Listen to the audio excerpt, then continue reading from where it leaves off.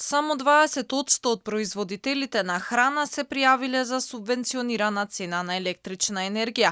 Од најавените 1235 компании кои се снабдуваа на слободен пазар каде цената е повисока, склучиле нови договори со СМ продажба за да добиваат поевтина цена од 1 декември. Останатите можат се уште да се пријават, ама поевтина струја ќе добијат од 1 јануари. Министерот за економија Крешник Бектеши уверува дека од 1 декември ќе има пониски цени на прехранбените производи благодарение на поевтината струја, а ова ќе се контролира со засилени инспекциски контроли од пазарниот инспекторат. Доколку компаниите не склучат договори со СМ продажба, можно е замрзнување на цените на прехранбените производи. Од 1 декември сите тие компании кои можеа да ја користат оваа мерка, а се околу 1000 компании, некои се стварно мали пекари и слично, вглавном производители големи се околу 180.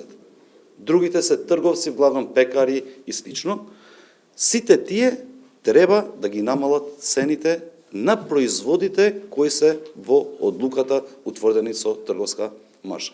За субвенционирана струја досега се пријавиле само 233 основни и средни училишта во државава од вкупно 474. Поевтина струја од 1 декември ќе добиваат 70 јавни предпријатија од областа на водостопанството и 50 пречистителни станици.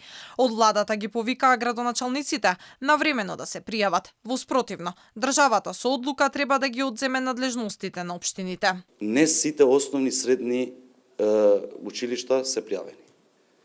А за жал не се пријавени не сите јавни комунални предпријатија.